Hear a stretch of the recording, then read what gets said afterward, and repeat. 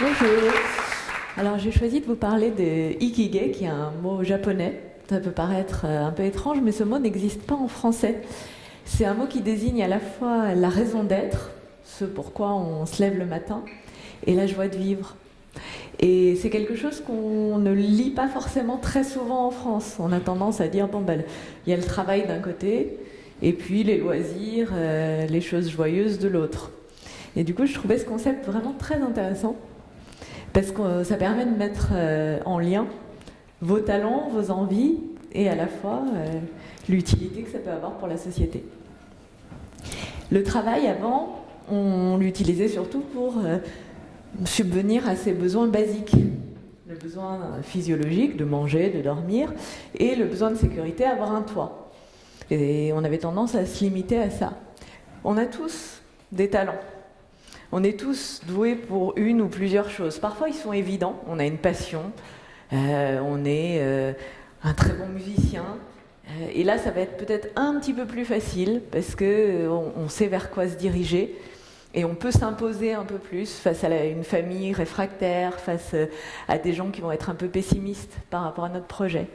Mais ce qui est encore plus difficile, c'est quand on a plein de talents différents et qu'on n'est pas plus passionné que ça par un de ces talents, mais qu'on est attiré par des tas de choses qui ne ressemblent pas forcément à des métiers. Moi, mon rôle, c'est d'aider les gens à se révéler et à briller. C'est quelque chose qu'on a du mal à faire dans notre pays. On aime bien être modeste. Oh non, moi, tu sais, je suis pas très douée. Oh, ce que je fais, oh, c'est pas grand-chose. Et en fait, cette attitude-là, qui peut paraître sympathique, elle n'est pas bénéfique au monde. Parce que si on ne brille pas, si on n'apporte pas notre contribution, et si on ne donne pas ce pourquoi on est doué, on n'apporte pas ce pourquoi le monde attend qu'on soit là. Donc, il faut se poser la question, quand vous cherchez votre orientation, de pourquoi est-ce que vous êtes fait. Et pourquoi est-ce que vous êtes fait, c'est lié à ce pourquoi vous avez envie de vous lever le matin. C'est quoi le genre de journée qui vous donne envie de vous lever et qui vous rend joyeux ? Est-ce que c'est une journée où vous allez être dehors à faire du sport ? Est-ce que c'est une journée où vous allez voir des copains ? Est-ce que c'est une journée où vous allez lire tranquille ? Déjà, c'est une base qui va vous permettre de commencer une réflexion. Mais attention, parce que quand vous avez des rêves, surtout quand vous êtes très jeune, on peut vous dire « Non mais c'est très prétentieux ton histoire, tu crois vraiment que toi tu vas réussir à gagner ta vie avec des choses qui n'ont pas l'air sérieuses ?» Et vous allez vous prendre des reproches et beaucoup d'opposition. Donc il va falloir être fort. Il faut savoir regarder plus loin. On va vous dire aussi, quand vous cherchez votre orientation, si vous êtes doué dans une matière, voilà, c'est évident, dirige-toi vers cette matière dans laquelle tu es doué et ce sera merveilleux. Mais si ce n'est pas du tout ce qui vous intéresse, ce ne sera peut-être pas si merveilleux que ça, parce que vous allez devoir travailler dur, alors que quelqu'un qui aime ça, pour lui, ça va être naturel. Du coup, vous allez forcer beaucoup plus, et du coup, ça va être beaucoup plus dur pour vous de réussir. Alors, on est dans une culture où il y a l'histoire du mérite. Il faut travailler dur, il faut souffrir. Mais en réalité, on peut être heureux, on peut faire les choses avec facilité, et c'est pas forcément mauvais. Donc réfléchissez bien à ce qui va allumer votre flamme. Qu'est-ce qui fait que le temps va passer à la vitesse de l'éclair ? Qu'est-ce qui fait que votre journée va être magique ?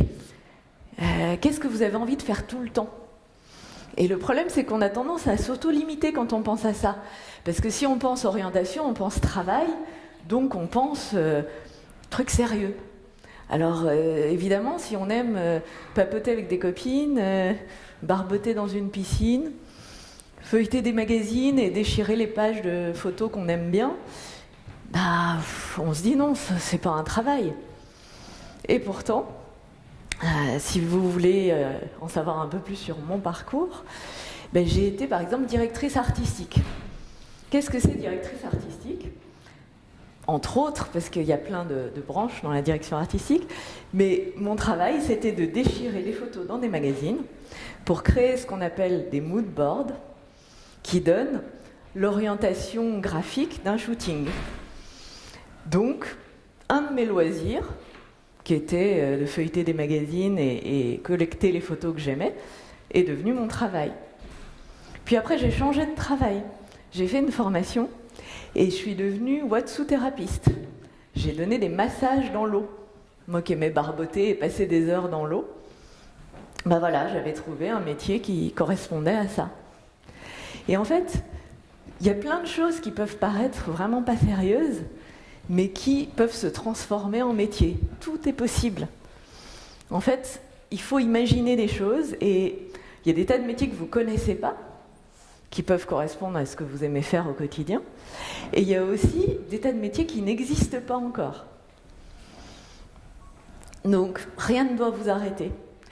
Et il y a des gens qui vont vous dire « Oui, mais tu n'y arriveras pas, parce que tu n'as pas l'air vraiment fait pour ça. » Par exemple, quand j'ai commencé à vouloir être coach, il y avait un vrai problème, c'est que j'étais pas très à l'aise pour parler en public. Quand j'ai passé le bac de français, à l'écrit j'ai eu 17, à l'oral j'ai eu 9, parce que j'étais pas à l'aise. Et pourtant c'était devant une personne, un prof.